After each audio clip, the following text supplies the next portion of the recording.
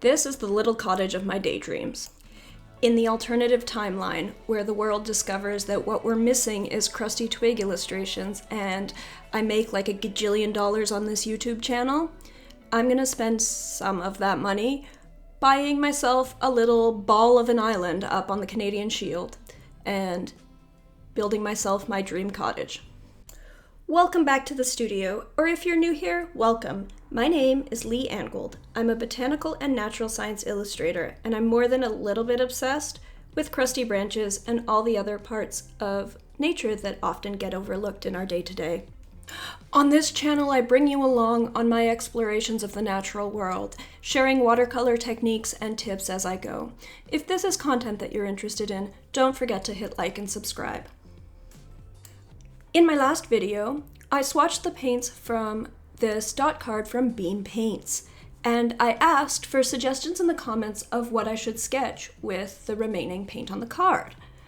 The overwhelming request was to paint a fall scene.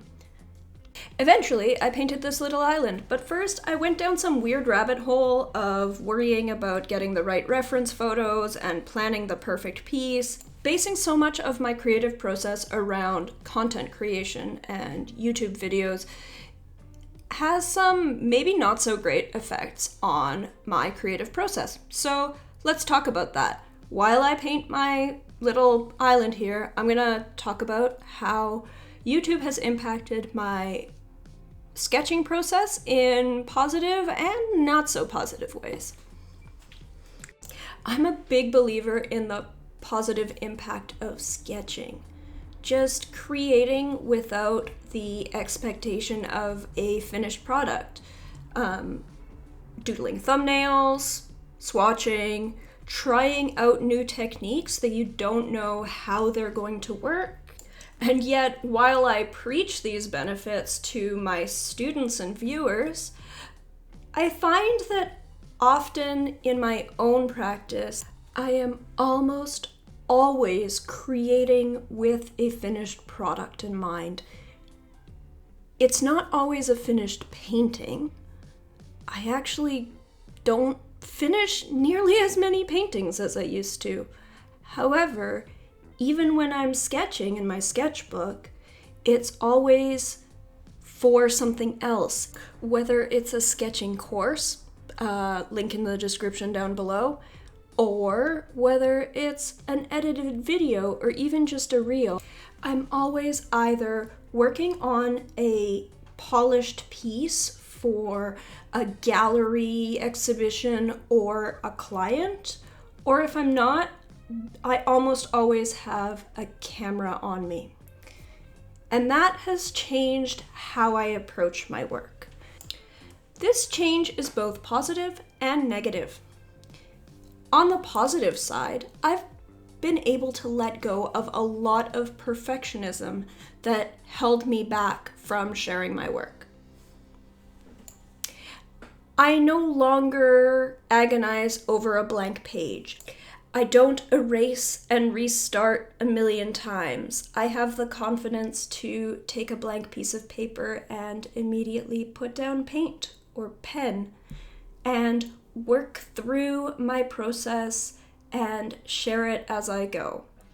That's a very positive change.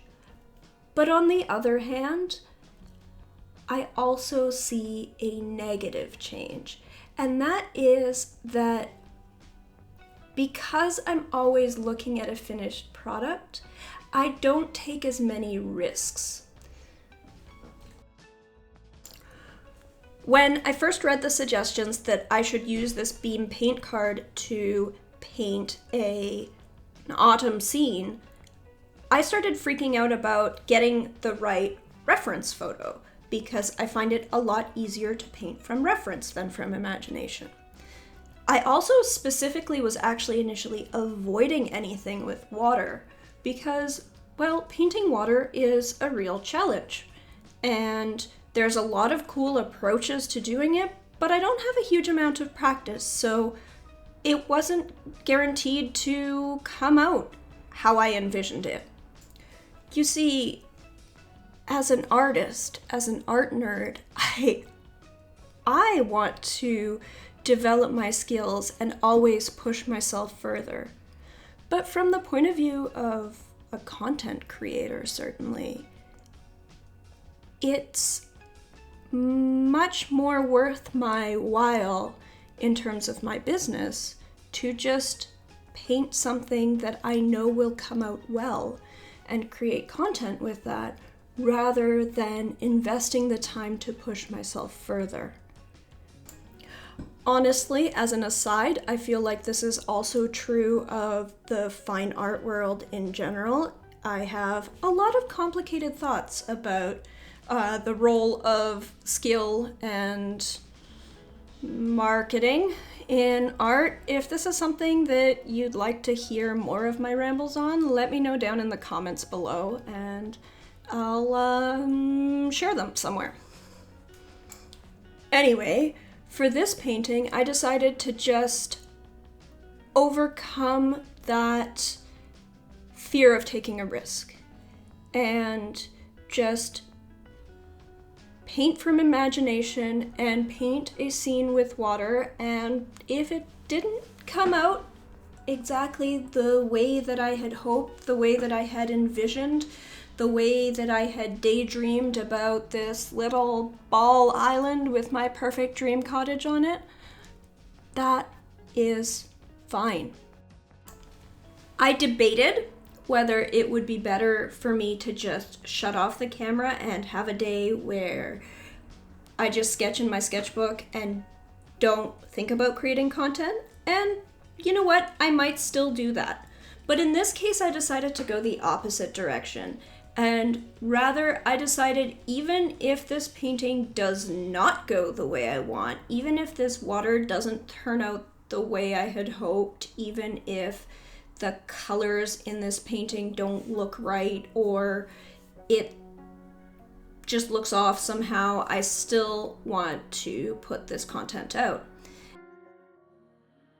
And the reason I made that choice is that I know that I'm always going to feel pressure when I have the choice of just opening my sketchbook and sketching whatever without any kind of profit motive, or I have the choice of doing something for content. I'm always going to feel the pressure to make that content because after all, money matters. Like, yeah, joking, not joking, I started this video with the, oh yeah, I'm, in the timeline where I get $1 gajillion from this YouTube channel. And I mean, realistically, I'm not making the kind of viral Mr. Beast content where I'm actually gonna make $1 gajillion. I get it, but at the same time, I do actually want to support my family with my art career. That's my plan. And I'm a natural science artist. I love being out in nature, out in the forest. Also, I have a chronic illness that makes me very, very temperature sensitive, and this past summer I basically wasn't able to exist outside in the area that I live in, so I am really seriously considering moving really far north so that I can be outside.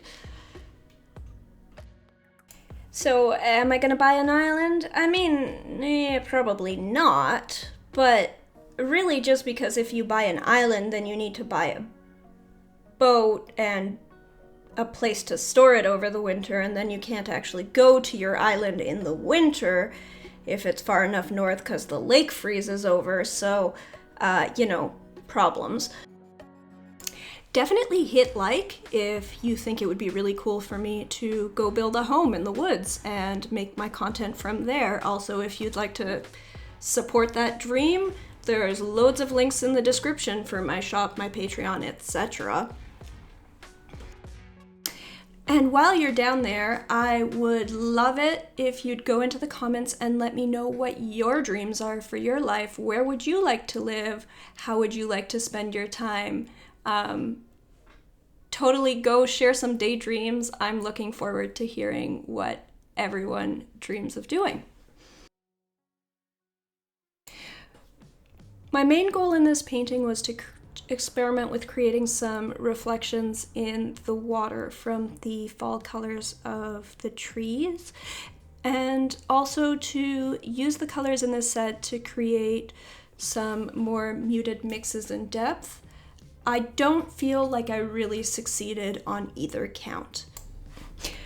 For creating some mixes and muting these colors, I really struggled to get convincing mixes. In the end, I think that the colors out here came just a little bit too vivid and garish, and that there's not enough, brown, grayish, more natural muted mixes. It just seems a little bit too colorful. And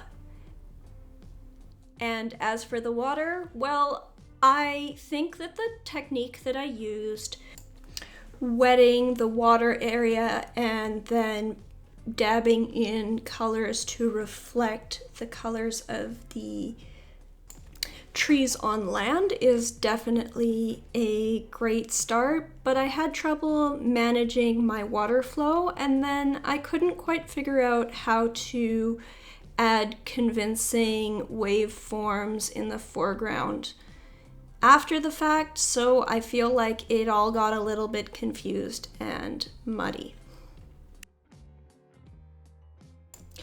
Although I only used the paints in the Beam paint card, I did use a gel liner pen to add some line work in black ink, and I found that was a way to add some areas of depth and create some definition in this painting, because again, I found that the colors were a little bit too bright and vivid. So adding a little bit of black line work helped tie it all together. That's a little bit of a crutch that I find myself. Not that I think that there's anything wrong with using ink along with watercolor as a technique. However, I want to be able to create all the depth and range of color that I want with the watercolor, and then use ink where I want a specific color or a specific line weight, rather than using it as a crutch because I'm not able to mix the colors that I want, if that makes sense. Nonetheless, in the end, even though it was a little bit over bright and I feel like the water is lacking a little something, I do enjoy this little sketch. It is a happy little imaginary island. It's a cheerful little thought that I had, and I'm happy with it. However, I'm considering this sketch a huge success, and that is because when I started it, I knew that those would be the challenges, and the whole point of this sketch and this video was to just tackle some challenges head on and experiment and let them take me where they will. That's what I did, and I'm pretty happy with what I was able to accomplish.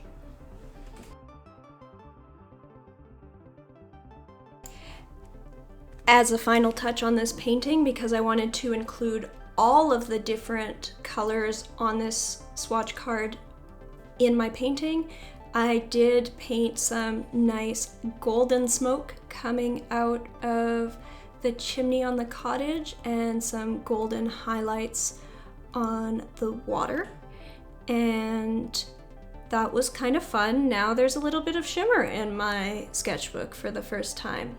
I hope you enjoyed this content, and I'll see you in the next one. Bye-bye!